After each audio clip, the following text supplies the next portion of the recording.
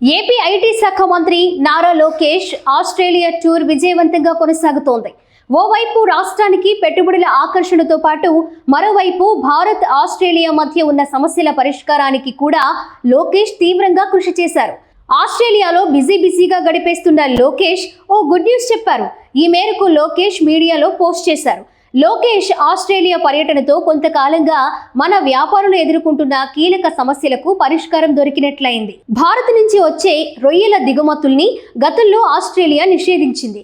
దీని కారణంగా వాటిలో వైట్ స్పాట్ వైరస్ ఆనవాళ్లు లభించడమే. దీంతో ఆస్ట్రేలియాకు రొయ్యల ఎగుమతులు పూర్తిగా నిలిచిపోయాయి.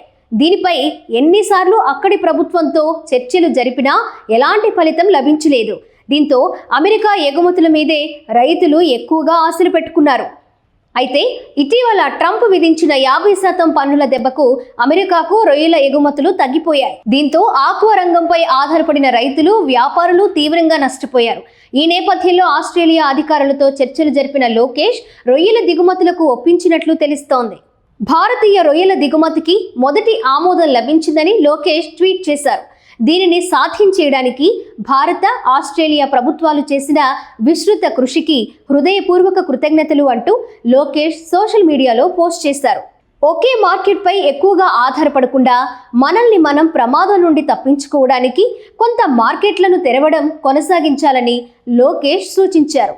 మన రొయ్యల ఎగుమతులకు షరతులతో ఆమోదం తెలుపుతూ ఆస్ట్రేలియా సర్కార్ జారీ చేసిన పత్రాల్ని కూడా లోకేష్ జత చేశారు.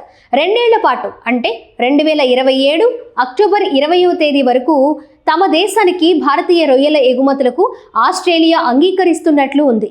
ఇందులో ఏ రకాల రొయ్యలు ఎప్పుడెప్పుడు దిగుమతి చేసుకుంటారు, ఎంత ధర చెల్లిస్తారన్న వివరాలన్నీ కూడా ఉన్నాయి. దీంతో ఆస్ట్రేలియా పర్యటనలో ట్రంప్ సుంకాలకు లోకేష్ విరుగుడు సాధించినట్లు అయింది.